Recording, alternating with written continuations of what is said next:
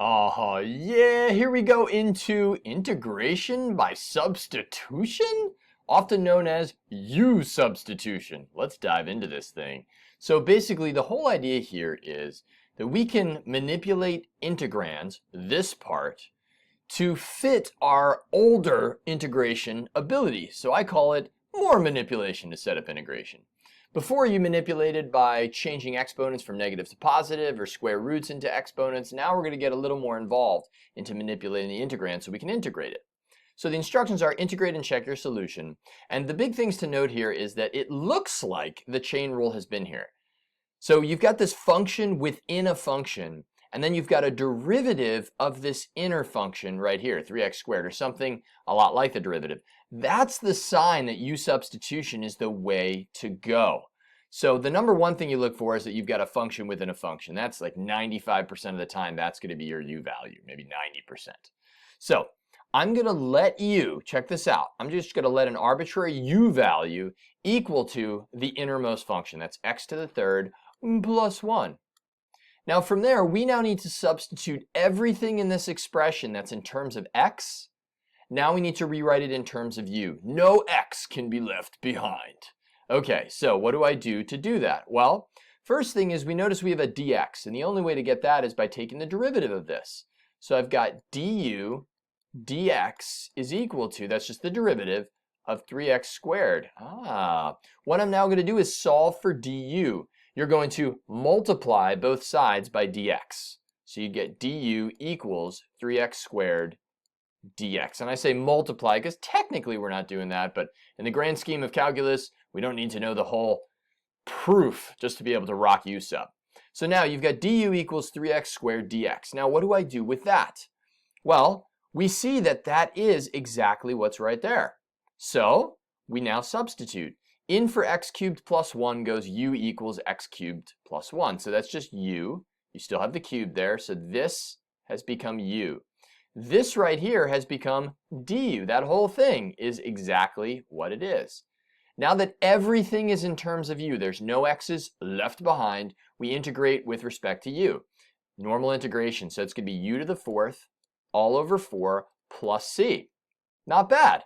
And now, last but not least, we put everything back in terms of x. So what is u? u is equal to x cubed plus 1. So you get x cubed plus 1 all raised to the fourth all over 4 plus c. That's it. That's your answer, which is pretty cool. Now, the really neat part is when you check this over, right? So let's do the check. We take a derivative like we always do, and if we derive it correctly, and we did our integration correctly, we'll end up with our original integrand. So the derivative of all this, the 4 comes out front, so you get 4 times x cubed plus 1 all over 4, don't forget about the chain rule, times the derivative of the inside, which is 3x squared. Oh, look at that! The 4's divide out, and you're left with exactly what we started with. Of course, the plus c went to 0. Seeing this, we now see why the u-substitution method is often known as, or what I call, reverse chain rule. Right? It's undoing that chain rule. So if you notice a chain rule has been there, or you notice there's a derivative that has popped out of something, right? Or you've got a function within a function, often u-substitution is the way to go. All right, let's do 2 more examples in this video. Let's go with these 2. So integration by substitution is going to work here because look, you've got a function within a function. And if I take the derivative of this, we'll get something with an x. Right, and here's something with an x. So I'm going to let u equal the innermost function. Now, if you were to pick the wrong u value, you'll know pretty quickly because you'll have a lot of x's left behind, or maybe the integrand gets messier, then just start over and pick another u value. So u equals 10x squared minus 4.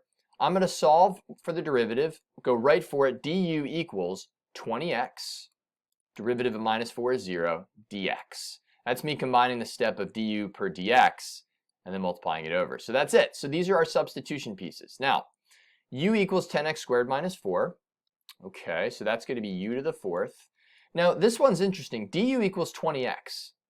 I don't have a 20x in here. I have an x, right? And I've got this 3, by the way, which I'm going to pull out of here. You've got an x dx. How do you make 20x dx? Well, I could multiply this by 20. So what I'm going to do, check this out. I'm going to, and I guess I'll erase this to show you this step right here. What I'm going to do is I'm going to put in the 20. I'm just going to magically put that 20 in there. So 20x, and then you've got your u to the fourth dx. Now you have your x dx. I've put in the 20, making this a perfect substitution. But I can't just multiply by 20. I'd have to also divide by 20 at the same time, or multiply by 1/20th. By doing that, we're multiplying the whole thing by 1, but notice I'm getting the du that I needed. So that leaves me with 3/20ths on the outside. 20x dx becomes du. Nice. Then you get u to the fourth. Again, you multiply through by whatever number you need to make this term, the dx term, exactly equal to du. And whatever you multiply by, you've got to divide out by that same number. Otherwise, you're changing the value of the integral.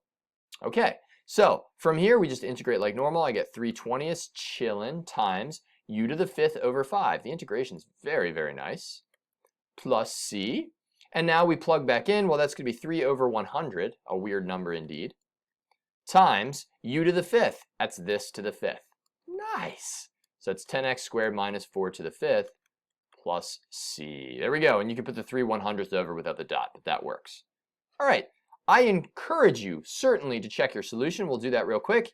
If I check my solution, I'm going to get 3/100ths. Chain rule, 5 comes out front. And then we've got everything to the fourth. That's looking good so far. Times the derivative of the inside, which is going to be 20x. Ah, look what happens. 5 times 20 is 100. They cross out with the 100 down there, and you're left with 3 times 10x squared minus 4 to the fourth x, which is exactly what that was.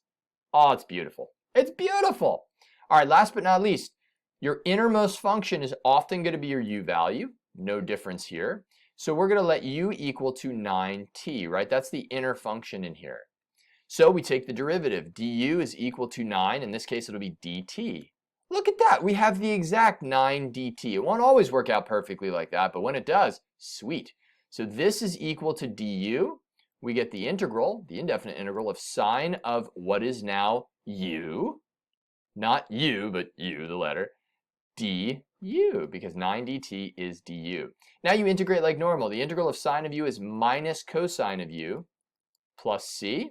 And we substitute back in u for for t, which is 9t, plus c. There you have it. And of course, we'll do our answer check.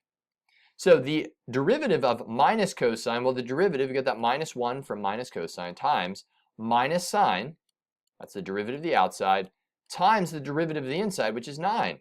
And the derivative of c is 0. Negative times a negative, a positive, and you get back to your original integrand. That's it. If you happen to notice this problem, you're like, wait a second, I know that the derivative of that inner is going to give me the 9. Some of you will be able to do this mentally and without u-substitution. If you can do that, go for it. Listen to that inner voice and do it without the u-sub. So that's it. My first little video on u-substitution. We'll continue with more u-substitution examples, just kind of spreading out all the different kinds of examples you could see in the next video. I'll see you there. Peace.